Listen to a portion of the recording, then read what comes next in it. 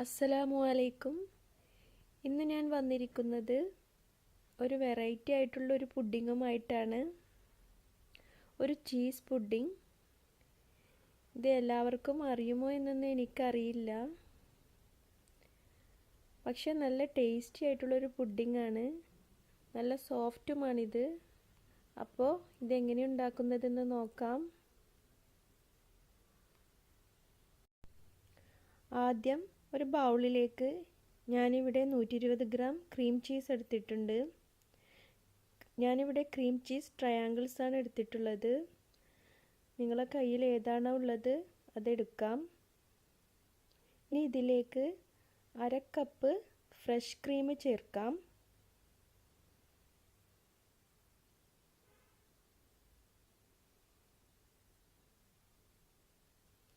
ഇനി 1/2 cup condensed milk ചേർത്ത് കൊടുക്കാം. ഇതൊന്ന് നന്നായി മിക്സ് ചെയ്തെടുക്കാം. ഇതൊരു ബീറ്റർ ഉപയോഗിച്ച് നന്നായി ഒന്ന് ബീറ്റ് ചെയ്തെടുക്കാം. ചീസിൻ്റെ തരികളൊന്നും ഇതിലുണ്ടാവാൻ പാടില്ല. നല്ല സോഫ്റ്റ് പരുവത്തിലാവുന്നത് വരെ ഒന്ന് ബീറ്റ് ചെയ്തെടുക്കാം.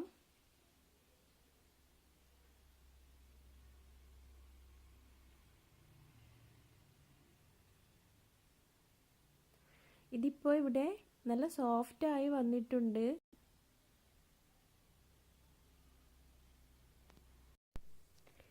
ഇനി ഒരു സോസ് പാൻ ഗ്യാസ് സ്റ്റൗവിൽ വെച്ച് അതിലേക്ക് 700 മില്ലി പാലൊഴിക്കാം.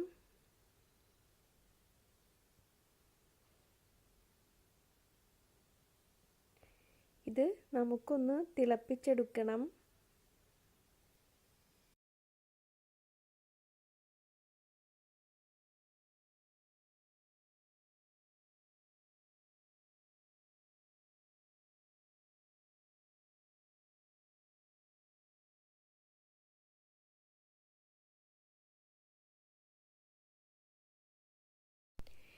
ഇനി ഇതിലേക്ക് ഒരു 7-8 ടേബിൾ സ്പൂൺ പഞ്ചസാര ചേർത്ത് കൊടുക്കാം.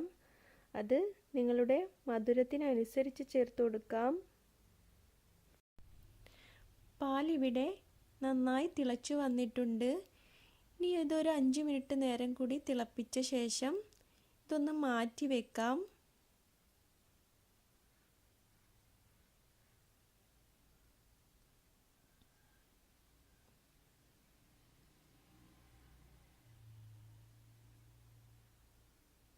ഇനി ഒരു സോസ് പാൻ ഗ്യാസ് സ്റ്റൗവിൽ വെച്ച് ചൈനാഗ്രാസ് ഒന്ന് മെൽറ്റാക്കി എടുക്കാം.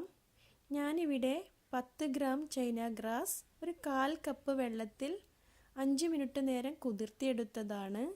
ഇതൊരു സോസ് പാനിലേക്കിട്ട് അതിലേക്ക് ഒരു 1/4 കപ്പ് വെള്ളം കൂടി ചേർത്ത് നന്നായി ഒന്ന് മെൽറ്റാക്കി എടുക്കാം.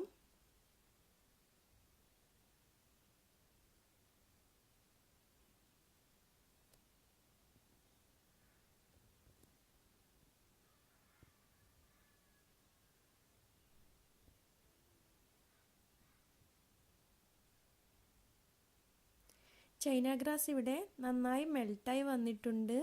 ഇനി നമുക്ക് ഫ്ലെയിം ഓഫ് ചെയ്യാം.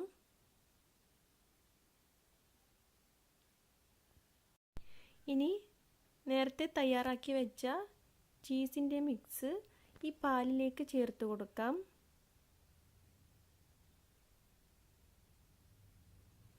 ഇത് പാലിൽ നന്നായി ഒന്ന് മിക്സ് ചെയ്തെടുക്കാം. ഇനി ഇതിലേക്ക് മെൽറ്റ് ചെയ്ത ചൈനാഗ്രാസ് ചേർത്ത് കൊടുക്കാം.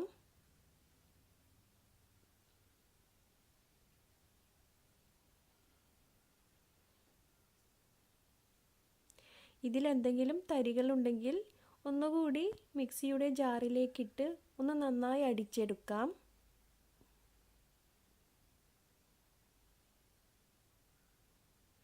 ഇതിപ്പോൾ ഞാനിവിടെ നന്നായി ഒന്ന് അടിച്ചെടുത്തിട്ടുണ്ട്. ഇനി ഇത് നമുക്കൊരു ഗ്ലാസ് ട്രേയിലേക്ക് മാറ്റിക്കൊടുക്കാം.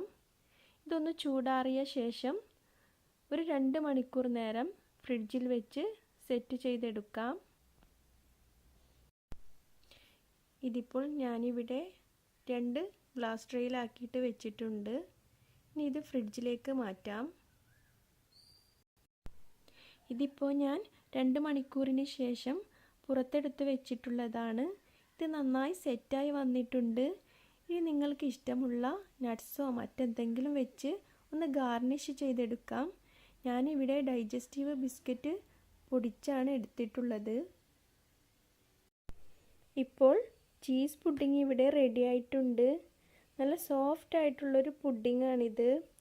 കഴിക്കുമ്പോൾ ഒരു ചീസ് കേക്ക് കഴിക്കുന്നത് പോലെ തോന്നും. അപ്പോൾ എല്ലാവരും ഒന്ന് ട്രൈ ചെയ്ത് നോക്കുക.